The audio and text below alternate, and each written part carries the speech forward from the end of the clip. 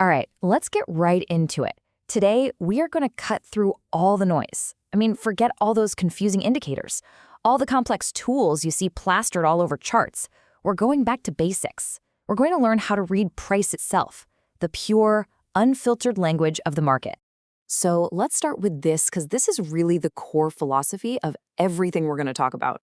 So many people get completely lost in this sea of squiggly lines and gadgets on their screen. But here's the truth. All of those tools are just trying to do one thing: interpret price movement. Our goal today is to just bypass the middleman and learn to read that movement directly for ourselves. So here's our game plan. First, we're going to ditch the clutter so we can actually see the price. Then, we'll decode the basic alphabet of the charts, the candlestick. After that, we'll dive into the secret stories hidden inside each candle, learn how to change our view with time frames, and finally, start to feel the natural rhythm of the market. Sound good? Let's jump in. Okay, first things first. Probably the biggest mistake I see beginners make is burying their charts under, a dozen different lines and indicators. They're hoping for some kind of magic signal. But the reality, the most powerful insights are already there, hiding in plain sight on a clean, simple chart.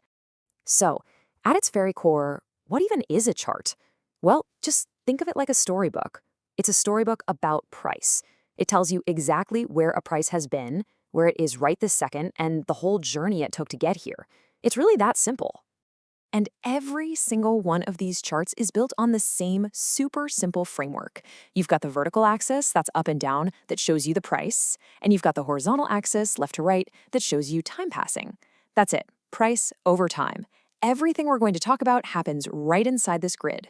All right, so if the chart is our storybook, then candlesticks, those are the words.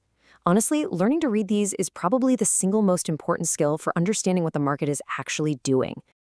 So, what is a candlestick? Think of it as a neat little package of information. It perfectly captures everything that happened with price during one specific block of time, whether that's just 1 minute, or an hour, or even an entire day. And just look at how much information is packed into this one little shape.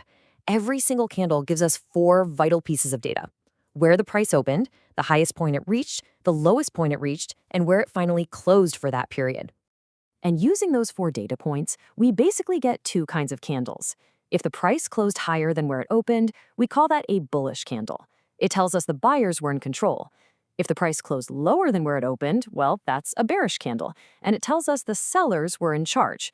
Green for up, red for down. Pretty straightforward, right? But, and this is a big but, stopping at green is up and red is down is where most people get it wrong. That's just scratching the surface. To really get chart literate, you have to look deeper. You've got to understand the psychology, the story that each and every candle is trying to tell you. So here's the key idea. Every single candle is a miniature story of a battle. It's a tug of war between the buyers, who create demand and push the price up, and the sellers, who create supply and push the price down. The final shape and color of that candle, that's just the result of who won that fight.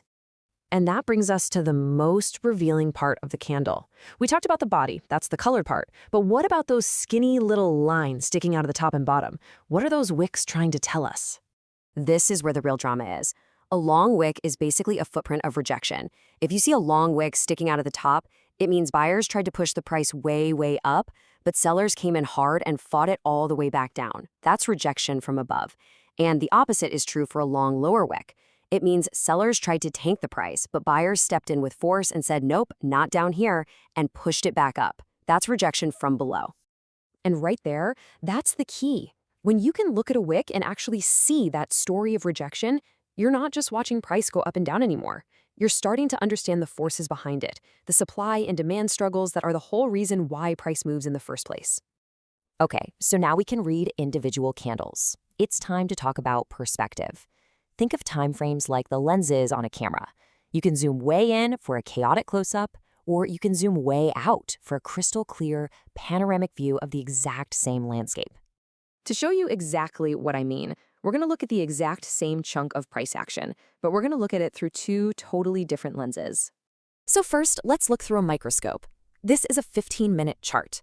Each candle is just 15 minutes of action. And it's a mess, right? It looks confusing, jagged, almost random. It's really hard to tell what's going on. This right here, This is what we call noise. But now, let's zoom out. Let's look at that exact same market, but from a satellite. This is a daily chart, where each candle represents a whole day, and bam! Look at that. All the noise just vanishes. The chaos is gone. And what's left is a clear, obvious trend. Higher time frames filter out all that junk and show you the real story. All right, we've learned to read the candles and pick our time frame. Now, let's talk about the fundamental rhythm, the heartbeat of the market. Because once you see this pattern, you can never unsee it. Here is a universal truth of every market on Earth. Price never moves in a perfect straight line. It just doesn't. It breathes. It has an ebb and a flow. It moves in a series of waves. And this whole movement is really just made up of two distinct parts. First, you get the impulse wave. This is the strong, powerful, confident move that's going in the main direction of the trend. Then, the market has to catch its breath, right? That's the pullback, a smaller, temporary move against the trend. And after that little rest, the next impulse wave kicks off, and the pattern just keeps on going. We have covered a ton of ground, from the guts of a single candle all the way to the big picture rhythm of the market. But, knowing this stuff is one thing. Making it second nature is another. So here's your mission to really lock in these concepts. Okay, here are 3 simple, practical things I want you to do. First, go pull up any chart, find a candle with a really long wick, and actually say out loud the story of rejection that it represents. Second, take the same asset and look at it on a 5-minute, a 1-hour, and a 4-hour chart, and just see for yourself how the picture changes. And third, find a nice, clean trend and just mark out one strong impulse move and the little pullback that followed it. Look, this isn't the end. This is the very beginning. You now have the basic tools to translate those squiggly lines on a screen into actual stories of human psychology, of supply and demand. So the only question left is, what stories are you going to find?